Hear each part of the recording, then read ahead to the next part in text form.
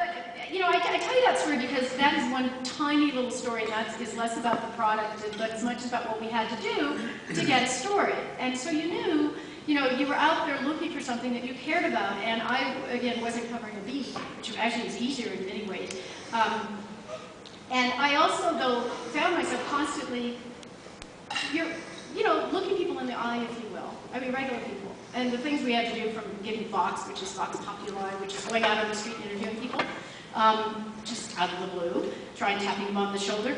And when I was talking about coming here, I realized that there were two stories, and there are two stories, and I think they figure into your thinking about having me here, that have to do, that are not as unrelated as you might think. And if homelessness in America, and those pushed from their homes in Afghanistan, refugees, really. I know the students today are engaged in one workshop. It's called, I saw it, it's called Storytelling Isn't Like Me, Respecting Diversity. And I would just say, from my own experience, that very few people I deal with are really like me.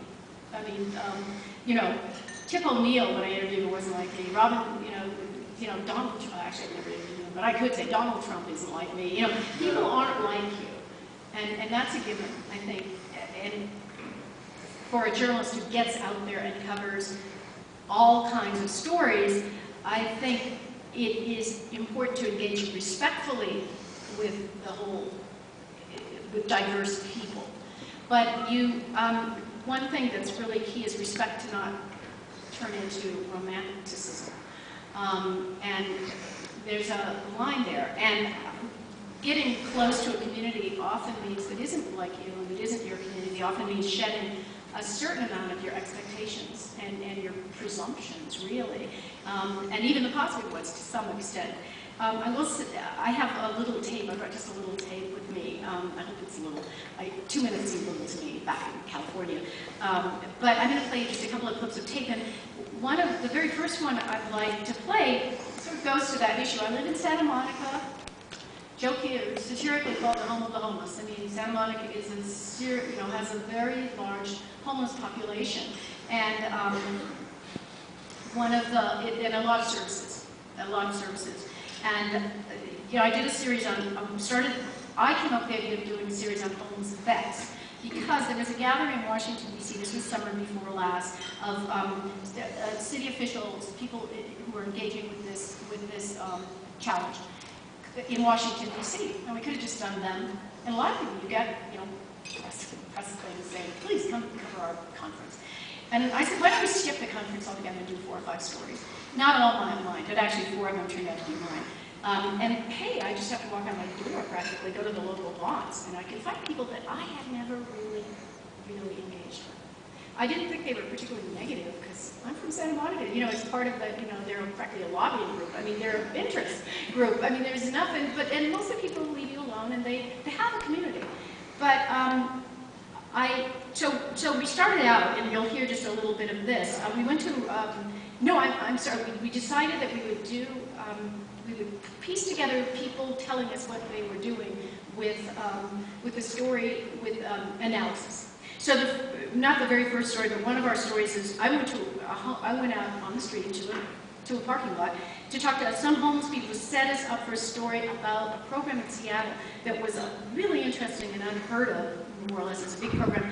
It was allowing the homeless who lived in this shelter, and it was more than a shelter. It was permanent housing, one rooms for these folks.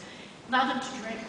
And that is a bottom line about thinking about homelessness, that mainly you've got to get them off substance abuse. In fact, you get kicked out of any shelter in America that I know of for substance abuse and drinking. So this you will hear just a little bit of the second interview, but let us play Ryan, the first interview where you're hearing me go out and you won't hear me much, but you'll hear a homeless woman at the top.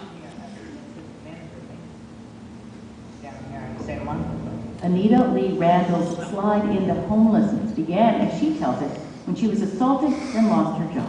Ended up moving in at another friend's house. He was a real heavy drinker. I started drinking hard alcohol, real heavy.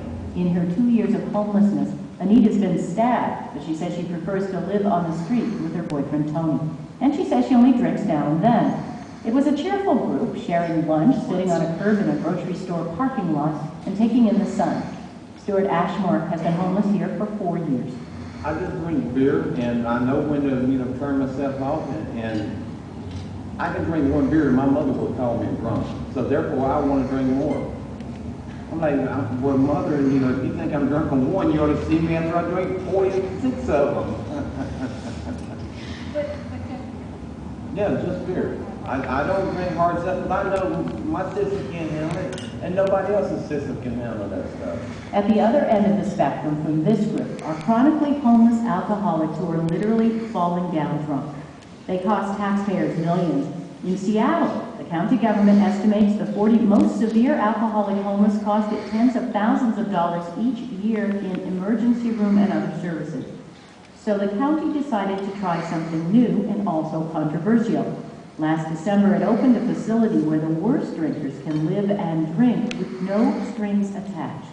Bill Hobson, who's director of Seattle's Downtown Emergency Service Center, runs the facility. King County government prepared for us a list of the most expensive utilizers of Harborview Emergency Department, the King County Jail, and our children and It's a little movie, so it's harder to understand than it really was on the air.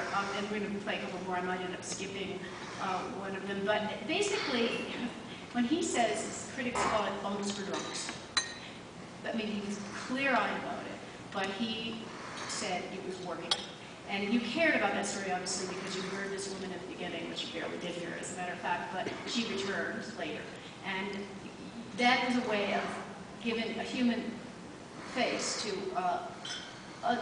some theory. Although this fellow was really interesting. Let me try another clip. This is not my story, but this is a reporter in Miami, Rachel Jones.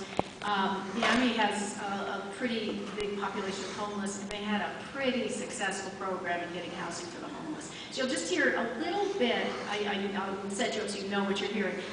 This fellow, Alex Leon, was an outreach worker working for a group called Community Partnership for the Homeless. Let's hear from you a little bit better. When Alex Leon cruises Miami South Beach, he's not looking for the hottest nightclub or the best restaurant. We're actually going to pull up into a spot where most of the chronic homeless, the ones that have been out here for a while, I just want to see if they're here because of the rain all day. Leon is an outreach specialist for Miami's Homeless Services Division. Every day, he drives through alleys, peers into dumpsters, or combs the beach.